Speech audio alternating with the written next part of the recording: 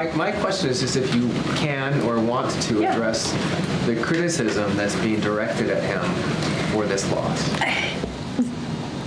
There's going to be a lot of people who are going to say a lot of things.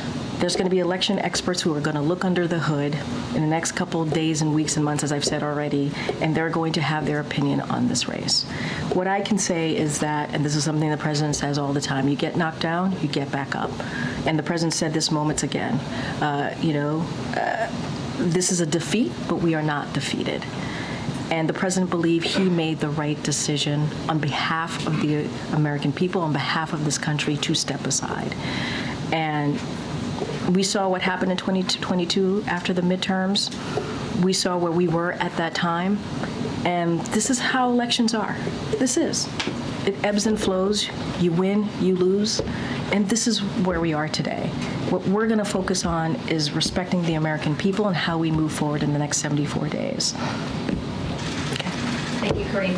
You talked about the influence that the 2022 midterms had on the president's thinking to decide to run for re-election. But around that time in 2023, polls showed that roughly 80% of Americans believed at that time that the president was too old to serve another term. Did he believe those voters were wrong? What he believed is what 14 million voters decided in the primary, to make him and the vice president, obviously she was on the ticket, the nominee. That's what happened. 14 million for this current past primary. 14 million Americans decided that. So they made their decision on who they wanted. They did. That was decided. Now, as we know, in July, the president made a decision to step aside, and he immediately, again, decided to, without thought, without, second guessing, endorse the vice president. So you had 14 million Americans who made that decision in the primary. But around that time in 2023, the president's team also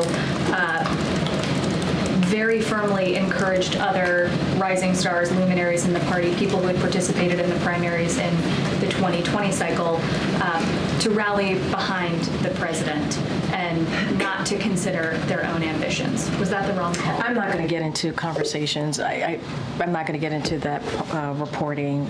It is not unusual for people to rally behind the leader of the party. In this case is Joe Biden for the Democratic Party. It is not unusual for that to happen. I'm not going to relitigate or get into what was said, not said. I actually don't have any information on that. What I can say is what the president decided to do, what the president believed, and what the president's going to continue to do is put the American people first. That is the most important thing for him.